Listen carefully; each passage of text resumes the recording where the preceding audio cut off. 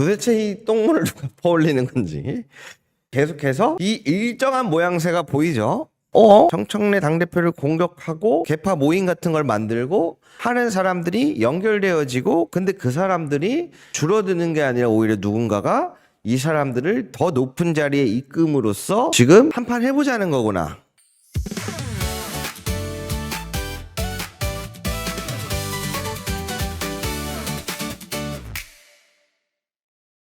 오늘 뭐가 있었죠? 청와대에서 인사 임명이 있었죠.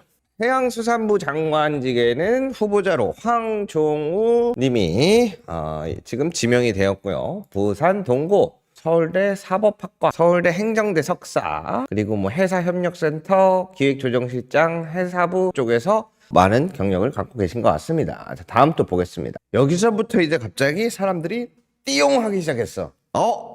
이 아저씨 이거 공천 취소 모임의 그 주범 아닌가요?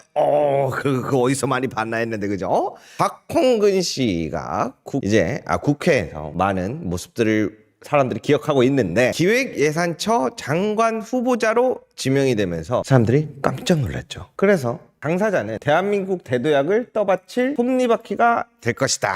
큰 영광이지만 막중한 책임감의 마음이 무겁다. 기획예산처는 자신이 같이 설계한 조직인 만큼 그 누구보다 중요성을 잘 안다, 뭐 이런 이야기들을 하고 있습니다. 그래서 지난번 이해훈 윤호개인에 이어서 이게 무슨 일이야? 그런 상황이에요. 그리고 국민권익위원장은 정일련, 다음 진실화해를 위한 과거사 정리위원회 위원장, 어떻게 또 충암고가 들어갔대. 이거 우리 충암고 하면 윤석열, 김용현 차단에 PTSD가 오는데, 계속해서 일단 쭉 볼게요. 자, 중앙선거관리위원회 후보자는 윤광일, 그리고 후보자로 또 전현정. 자, 이분들을 이제 패스하고 지금 가장 이슈가 되는 분 중에 한 분이 여기 들어있기 때문에 빠르게 넘어가겠습니다. 규제합리화위원회 부위원장의 남궁범, 삼성전자에서 뭐 30년 정도 근무했다라는 이야기가 나오던데요, 기사 보니까. 그리고 우리 박용진. 저는 솔직히 아마 제 방송을 초창기부터 보셨던 분들은 알겠지만 박용진 전 의원에 대한 비판을 가장 세게 했던 채널인 것 같아요. 그리고 규제합리화위원회 부위원장의 이병태, 지금 이분이 가장 문제되고 있는데 잠시 후에 다뤄보도록 하고요. 자, 다음에 기본사회위원회 부위원장 강남훈, 그리고 국가생명윤리심의위원회 위원장의 김옥주, 이렇게 지금 나왔습니다. 그런데 그러면 지금 가장 문제되는 이병태라고 하는 이분이 왜 문제가 되고 있냐? 전에 이분이 보니까 홍준표 캠프의 책사라고 뭐 불렸나 봅니다. 그런데 이재명 대선 캠프로 오려고 했었나 봐요. 근데 과거의 발언 때문에 영입이 무산되었다라고 이야기가 나오는데, 그래서 한번 찾아봤더니 이게 거의 부총리급이에요. 이 자리가 굉장히 권위 있는 자리 중에 하나로 이야기가 되고 있습니다. 그래서 여기도 보시면 SNS 광고 논란에 캠프 합류가 불발되었다. 그럼 도대체 어떤 발언들을 했는지 한번 하나씩 살펴보겠습니다. 이게 당시에 JTBC에서 보도가 됐던 건데요. 친일은 당연하고 정상적인 것이다. 그리고 토착 왜구를 담는 인간들은, 친일을 싫어하는 사람들은 인종차별자들이며 파시스트들이고 폭력범들이고 역사적인 컴플렉스가 있는 정신병자들이고 테러리스트다. 벌써 어질어질하죠?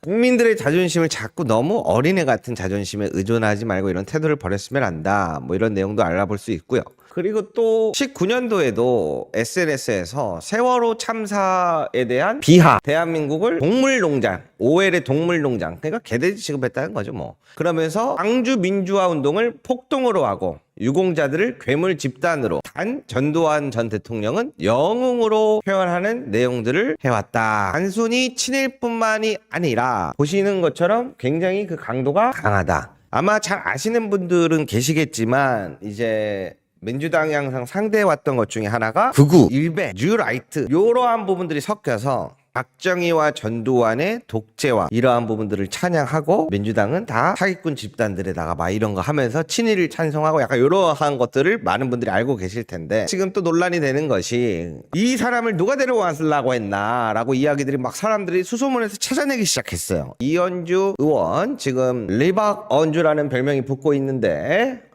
보니까 여기에서도 사진이 보이네요. 이걸 우리 시청자분들이 보내주셨는데, 제가 보고 이거 보면서 야, 뭐야, 이현주를 추천한 추천한 정성호 장관, 그리고 이병태를 추천한 이현주 의원, 이렇게 되는 건가요? 이게 무슨 사진인지 잘 모르겠습니다, 정확하게. 그런데 이제 SNS 발언으로 무산되었다는 거죠. 근데 이게 단순히 SNS 발언 때문은 아닌 것 같더라고요. 자, 보시는 것처럼 당시에 뭐가 있었냐면 이현주, 이병태, 양준모의 공동대표 행동하는 자유시민 공식 출범을 한 적이 있습니다. 같이 이렇게 활동하는 모습들을 볼 수 있겠죠. 그런데 모임이야 당연히 국회의원들은 할 수 있죠. 당연히 할 수 있는데 모임의 성격을 좀 봐야 될 것 같은 부분이 생겼습니다. 자, 한미 자유 우호의 밤, 한미 보수 인사 들의 연대 결의, 한미동맹의 가치의 수호와 보수주의의 재건다짐이라는 사진형 기사입니다. 아마 잘 아시는 분들은 아실 텐데 제가 잠시 설명을 드리겠습니다. 이날 누가 참여를 주로 하냐? 김은구 서울대 트루스포럼 대표. 트루스포럼 하면 제가 떠오르는 게 윤석열 뭐 탄핵하면 안 된다, 조국 사퇴시켜야 된다, 막 이런 항상 우리와 반대 있었던 사람들이 대학교에 막 대자보 붙이고 막 활동하고 할 때마다 빠지지 않고 나오는 이름이죠. 이날 강연은 이병태, 신원식, 김진, 이현주, 그리고 우리가 많이 들었던 고든창, 어떤 느낌인지 설명하지 않아도 국민의힘의 핵심 리바 같은 느낌이 확연히 들죠. 고든창 하면 모르시는 분들이 뭐 있는데 이게 왜 그러냐면 소년보, 세이브 코리아, 윤석열 탄핵 반대 집회를 주축으로 한 게 두 축이 있죠. 하나는 정광훈 측, 세이브 코리아 소년보 측인데 이들이 모여서 뭐 얘기해요? 고든창, 모스탄, 전환길 뭐 이런 식으로 해가지고 지금도 쿠팡에서도 로비를 넣어서 한국에 관세 때려야 된다. 그러면서 소년보 목사, 세이브 코리아, 윤석열의 탄핵을 반대하는 데 집회를 가장 큰 축으로 이뤘던 사람들에 대한 인권 제기하면서 합법적으로 미국에서 로비를 할 수 있기 때문에 로비하고 있는 부분을 나타나는데 이거 되게 심각해요. 왜 그러냐면 해외에 있는 우리 미주 동포 선생님들이 대표적으로 해외에서 열리는 큰 레퍼런스 행사가 두 개가 있다. 하나는 K-PAC, 두 번째는 C-PAC이라고 불리는 건데 K-PAC의 성향은 약간 여러분들이 생각하는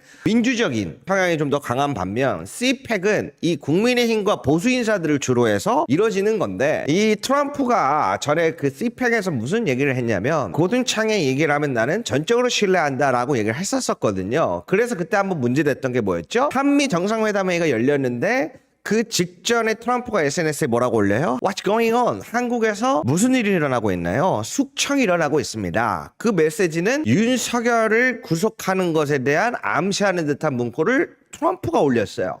그런데 이제 이재명 대통령이 도착하자 그 기자가 무슨 뜻인지 자연스럽게 물어봐요. 거기서 트럼프 대통령이 이재명 대통령한테 뭐라 그래요? 가짜뉴스야. 그럼 글을 왜 올렸을까? 어느 정도 로비가 통한다라는 걸 볼 수 있었던 그러한 부분이죠. 그래서 이것을 단순한 모임의 성격으로 치부하기는 굉장히 어렵다. 그리고 뿐만 아니라 그럼 단체들은 이런 행사 레퍼런스를 제쳐두고 어떤 행사들을 해왔나? 보시는 것처럼 1300만 경기도 이름을 걸고 이재명과 민주당의 썩은 내라는 입을 닫고 꺼져라 뭐 이런 것들 여기 보시면 행동하는 자유시민이 적혀 있죠. 더 이상 뭐 설명이 필요할까 싶습니다. 그리고 또 한 번 뉴스에 난 적이 있는데 강남 길거리에서 성추행하다가 대학교에서 뭐 직위가 해제됐다 이런 보도들을 계속해서 시청자분들이 보내주고 계세요. 굉장히 한마디로 얘기를 하자면 지금 민주당 정부에 어울리지 않는 인사임은 분명하다. 그래서 지금도 실시간으로 막 기사들이 쏟아지고 있어요.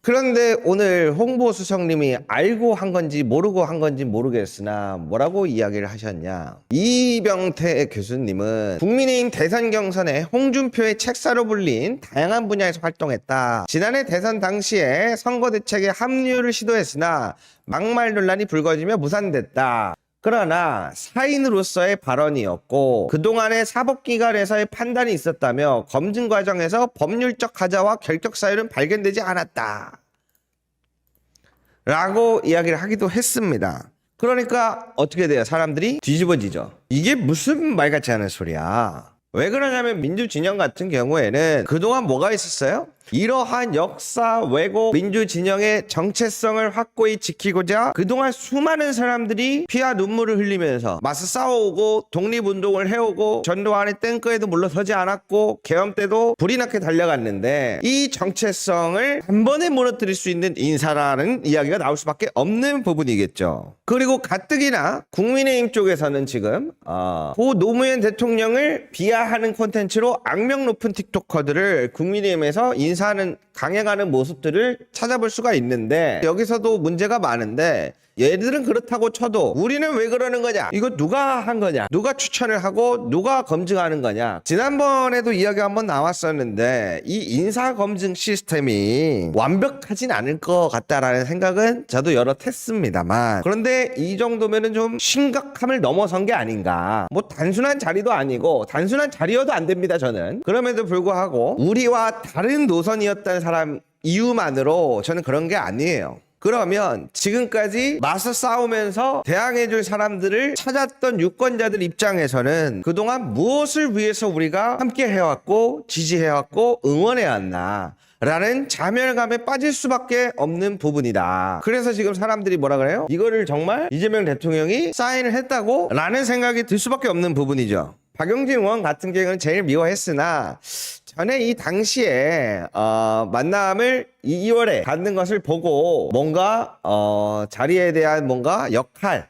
이런 것들에 대한 이야기가 오가지 않았을까 싶어서 제가 예상은 좀 하고 있었습니다만 아무튼 파격적인 자리들에 이런 인사들이 강행이 되니까 사람들이 놀랄 수밖에 없죠. 또한 박홍근 의원 같은 경우에는 뭔가 그동안 공천 취소 모임에 같이 했던 1인 1표제 반대하고 합당에 반대하고 정청래 대표를 몰아내는 데 주력하고 공격하는 데 힘썼던 사람들이 오히려 포상을 받는 것 같은 느낌이 굉장히 많은 사람들이 불편해하고 있다. 그 이야기를 전해드립니다. 근데 이제 기획예산처 장관 같은 경우에는 솔직하게 잘 모르겠습니다. 다른 거는 이제 지명이 아니라 임명이라고 친다면 기획예산처 장관은 지명이잖아요. 청문회 거쳐야 되잖아요. 제가 봤을 때 함부로 받으면 청문회가 아주 쉽지 않을 것 같은데 아무튼 이럼으로써 사람들이 그동안 오랜 시간 동안 봐온 게 있는데 대부분 다 이해 가지도 않고 이해하고 싶지도 않은 인사다 라는 반응이 대부분 나오고 있습니다. 원래 제가 방송 내용 준비할 때는 이런 사람들은 지금 쫓겨나도 모자란 사람들이 뭔 부총리급을 무슨한다고 이거 누가 하는 거야? 누가 추천했어? 그러면서 제가 화내면서 방송 준비를 했거든요. 근데 너무 또 화를 내면 여러분들 힘들까봐 조절을 좀 했는데 그래도 역시 쉽지 않은 게 도대체 이 똥물을 누가 퍼올리는 건지 계속해서 이 일정한 모양새가 보이죠?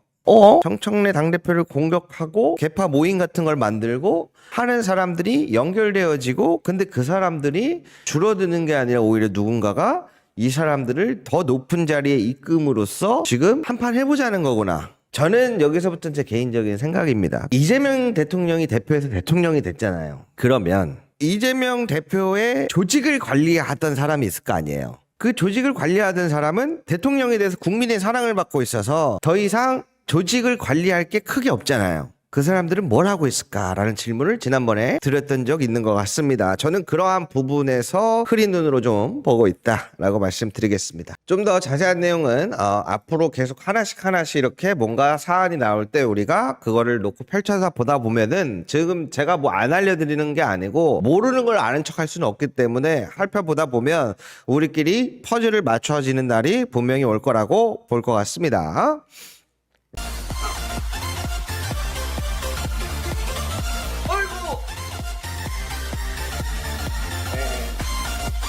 축하합니다. 파란색 당첨입니다.